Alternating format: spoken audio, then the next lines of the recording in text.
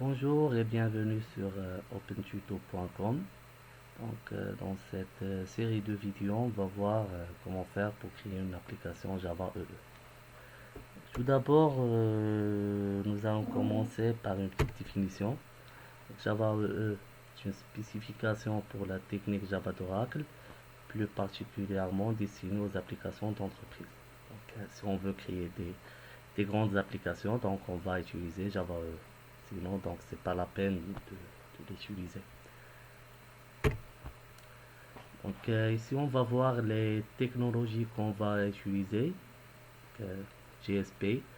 Les GSP, Java Server Pages, sont une technologie Java qui permet la génération de pages web dynamiques.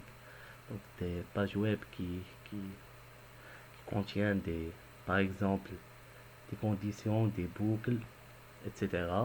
Donc on a des pages web dynamiques et des pages web statiques. On trouve dans les pages web statiques du HTML, CSS, JavaScript par exemple. Par contre, les pages web dynamiques,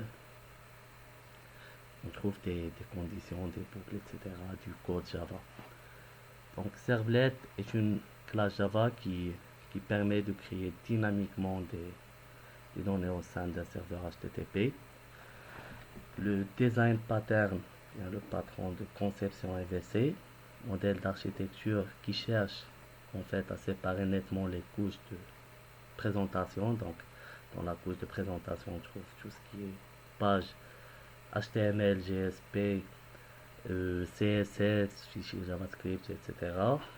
La couche métier, c'est dans cette couche on trouve la règle de gestion applicative, etc. et l'accès aux données. GDBC, c'est une API Java. Donc c'est avec cette API qu'on peut se connecter avec une base de données. Connecter une application avec une base de données. Donc c'est via cette API. Donc GSTL est l'acronyme de Java Server Page Standard Tag Library. C'est un ensemble de tags personnalisés. En fait, l'utilisation des GSTL, c'est le fait de ne pas utiliser du code Java dans des pages HTML, CSS. C'est ça, c'est ça l'objectif. Et comme serveur qu'on va utiliser Tomcat, un conteneur web libre de servlet, et GSP Java EE. Donc, et comme serveur de base de données, on va utiliser le fameux MySQL.